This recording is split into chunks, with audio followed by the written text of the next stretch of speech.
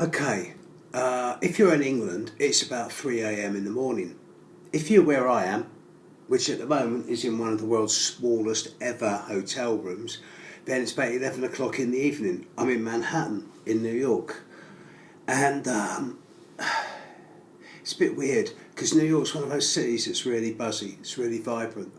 But out there at the moment, it seems like it's empty. All the bars are full. Everyone's watching two young men fight for very, very, very stupidly large amounts of money. Whatever floats their boat, at least it keeps them off the streets. I just decided to do this video and I was just looking at the chart and I suddenly thought, moon stopped going void about 5 minutes ago. Great. So, a big thank you to people in New York. I've met some really interesting people today. One or two of them are ever so slightly different, and some of them are really interesting as well. I'll be seeing a few more over the coming few days as well. But you know what? I finished the readings I was doing by about 2:30, 3 o'clock in the afternoon. And I thought, let's go walk about. I'm in New York and it's a warm day. So I sort of found myself on Broadway, downtown, round about 16th, 17th Street. And I just thought, let's walk along Broadway. I've never done it. It's iconic. So I walked from about 16th Street up to 58th Street on Central Park and just taking it in, getting in the crowd jam, seeing the mad traffic, and this isn't even tourist season yet, seeing the local markets on every avenue, seeing the megaliths. Wow. It got me thinking a little bit.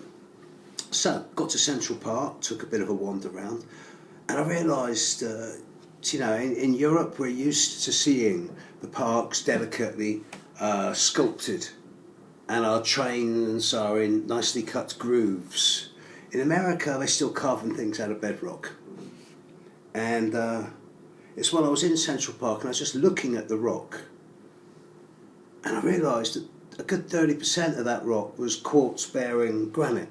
And I suddenly remembered what someone told me years and years and years ago. But the reason there's so many skyscrapers in Manhattan is because unlike everywhere else around Manhattan, unlike New Jersey or Brooklyn or Queens or the Bronx or Harlem, Manhattan is actually on an island of solid granite, whereas the rest of the area around it isn't. And of course, if it's something with solid granite, then it's going to be literally rock solid. And any foundations you put in that are really unlikely to move. The only other place I know that's got that amount of granite is in the very, very southwest tip of southwest Cornwall in deep southwest England.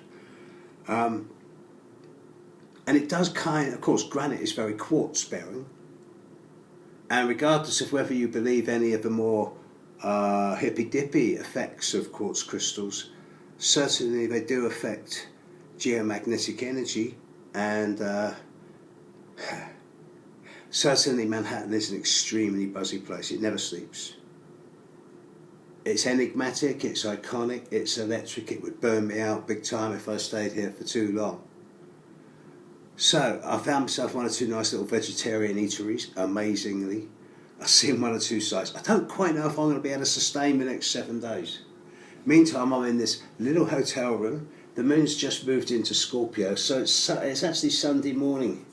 Yeah, in Britain there's a general election in the next 5 or 6 days. That's going to be interesting. I suppose I better do a bit on that in the coming few days. But I've also got a lot of stuff to do with eschatology, so perhaps there's stuff around granite and the stone of life.